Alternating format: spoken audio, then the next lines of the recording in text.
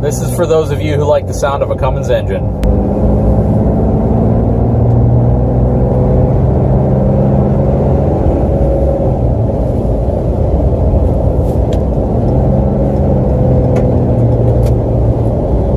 No lack of power at all.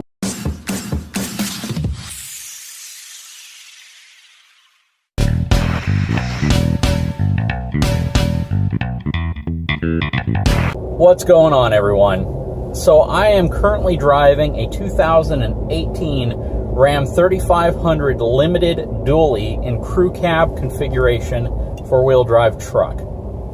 I have been trying to get my hands on this truck for a while, and they just got it in, so they were gracious enough to let me take the truck out. Want to give a quick big shout out to Lithia here in Corpus Christi, Texas, for allowing me to do the review on this truck. A few things about this specific truck, because I know they're going to come up later in the video and I want to address them now, is this truck does not have the Aisin transmission. So the difference between this truck and one with an Aisin transmission is that this one has a 68 RFE, which is an automatic transmission still. However, it does not have the high output Cummins engine because of that. So this is going to have a slightly less powerful diesel engine in it.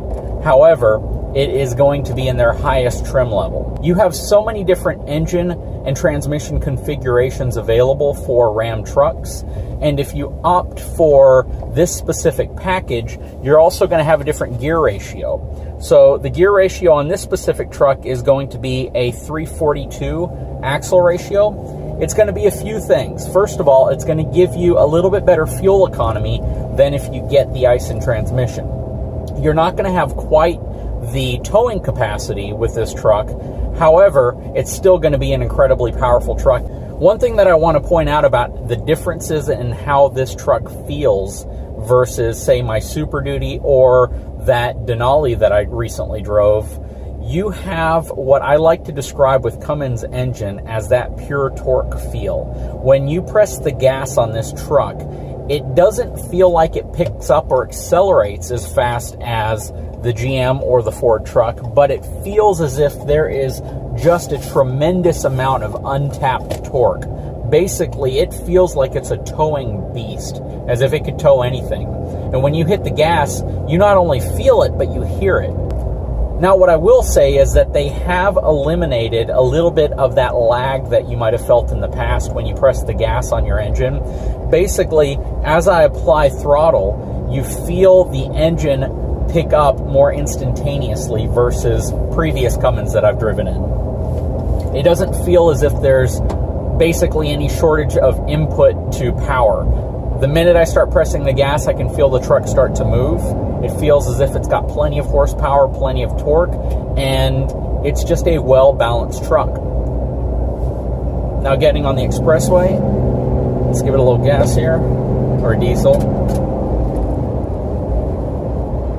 This truck feels very powerful. It definitely has that pull you back in the seat feeling that you're looking for.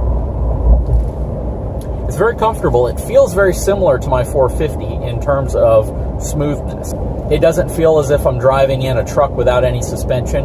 The suspension works pretty well. The truck feels very solid, and it gives me a well-balanced ride feel. One of the nice things about having the 17-inch wheels that are on this truck is that I don't get any of that rut steer. I don't feel as if the truck's pulling me into any of the ruts or that the truck wants to wander to follow a rut. It's very balanced, and it's a really nice feeling truck.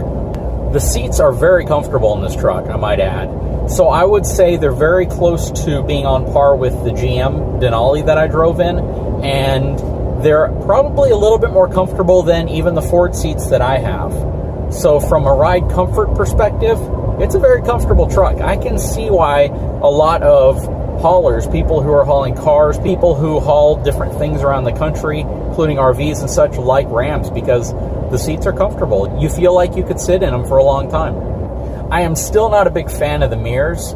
There are rumors that Ram will be redesigning their mirrors come 2019, which is going to be a welcome change, mainly because when I switched from my truck to this truck, the spot mirror and the mirrors in their down orientation or their non-towing orientation are a little difficult to really tell where things are. And if you have a Ram, you can probably comment on that I think one of the biggest downfalls truly of the Ram is just the mirrors. And it's going to be really nice to see them readdress the mirrors in the new body style. This thing's got plenty of power, guys. It feels very nice. The truck is very solid.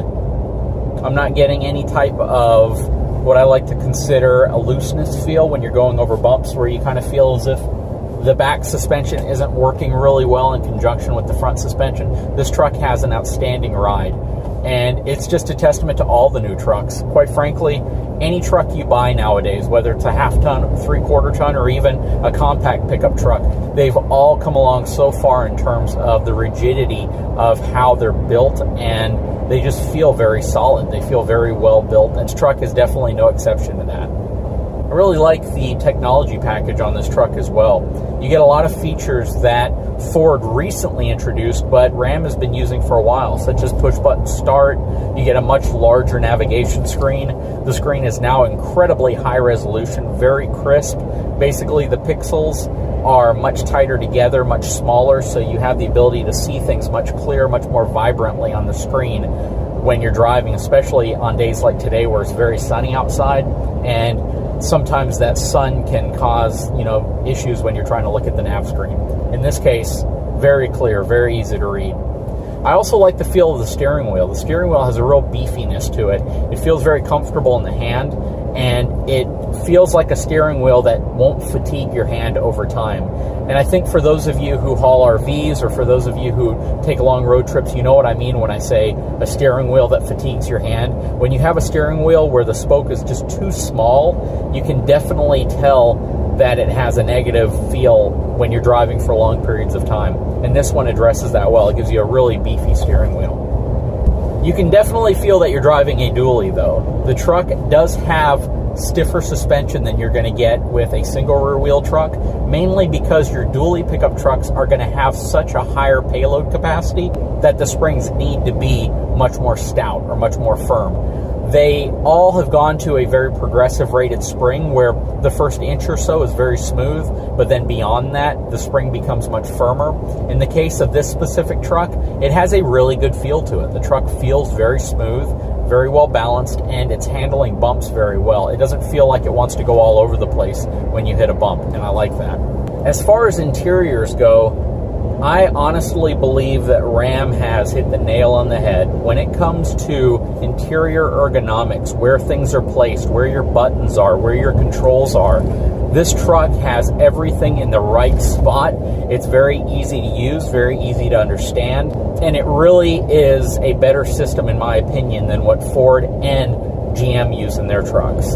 I'm really impressed with the infotainment system, how easy it is to navigate. When I got in this truck, the heat-cool settings were all over the place, and I was very, very quickly able to figure out what was what, make my adjustments to it, turn the seat coolers on, drop the air down, and it was just very, very easy to work and understand. And that is actually quite difficult for a manufacturer of a truck to do, because they don't know what everybody's experience is going to be with touch screens, with technology in vehicles, and they've nailed it with this truck. And I'll tell you that both Ford and GM could definitely take a page out of the Ram book when it comes to the ergonomics of the interior and where buttons are, what they're designed to do, how easy they are to access, and reducing that learning curve of getting into a new vehicle. They do a phenomenal job, and I'm really impressed. It's a really good opportunity for me to explain that when you get into one of these trucks, even if you're not getting the highest output version of the engine, this truck is going to give you the power you're looking for almost regardless. You have to read the sticker to really see that it doesn't have the Ice transmission or the high output Cummins engine. It's not one of those things that you're going to just easily go, hey, I can tell by how the truck feels.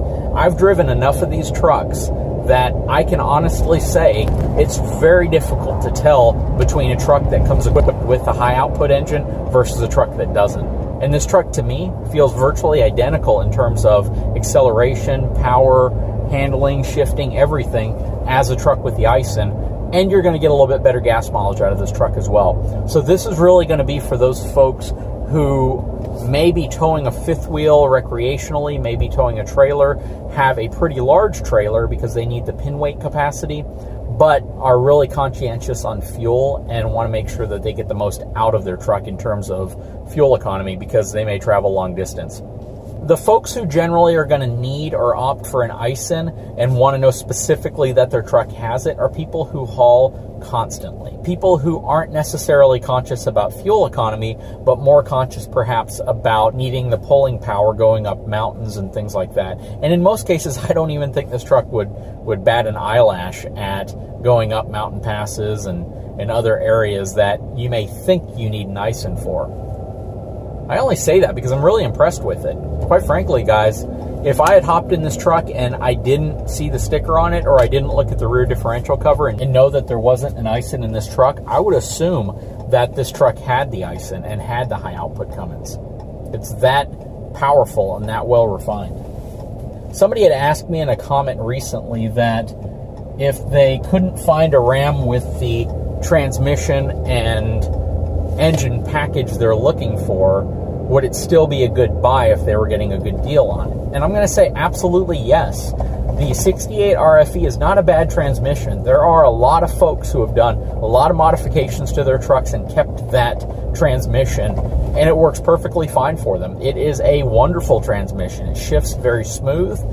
Every transmission on the market, it doesn't matter if it's an ISIN transmission, if it is a torque shift transmission, or if it's an Allison, every truck manufacturer is going to have a few trucks that have problems occasionally. And you're going to hear people talk about them. You're going to hear people make the claim that they'll never get that truck with that engine or that transmission combo because they had a problem with it. But the reality of mechanics is that you are going to have some trucks that fail regardless of what package you have. I'm sure there's people out there who specifically spec'd an ISIN transmission inside of their truck, or they specifically went with a GM because it had an Allison transmission and had problems with it. So just because you hear that one brand is more reliable than another, or one part of a truck is more reliable than another, doesn't mean that that's going to be the case 100% of the time. So you do need to keep that in mind. So one thing I want to do before I forget is check the turning radius on this truck. It's one thing that I am very curious to find out how it compares to my Ford.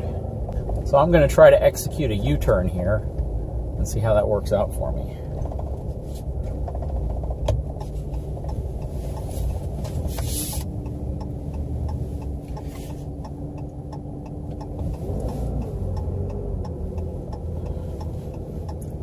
Okay, so I pulled all the way over to the third lane on this road, and I'm on the curb.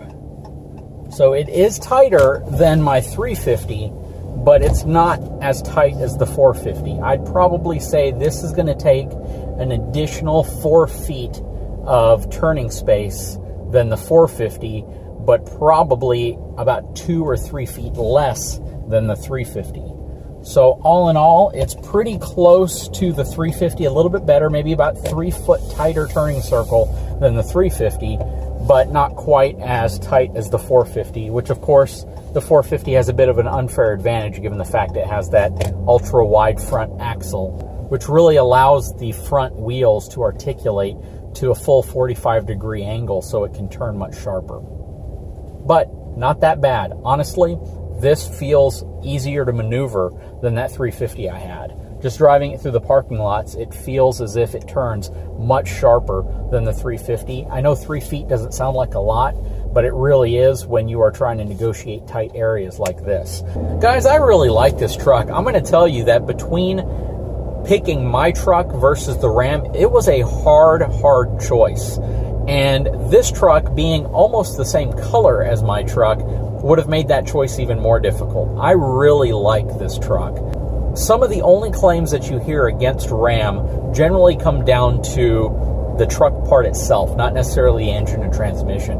But even then, those claims are generally made by people who have owned trucks that are much older than this, maybe a truck that's 7, 8, 9 years old. The fact is, these trucks are built so well now. just the interior quality, the different materials they use.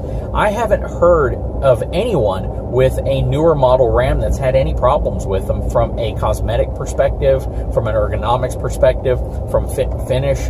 Quite frankly, they're all very reliable trucks now. I saw a video just recently on one of these, and the truck had over 300,000 miles, and it was in immaculate condition on the inside because the driver took care of it. And that's really what it's all about.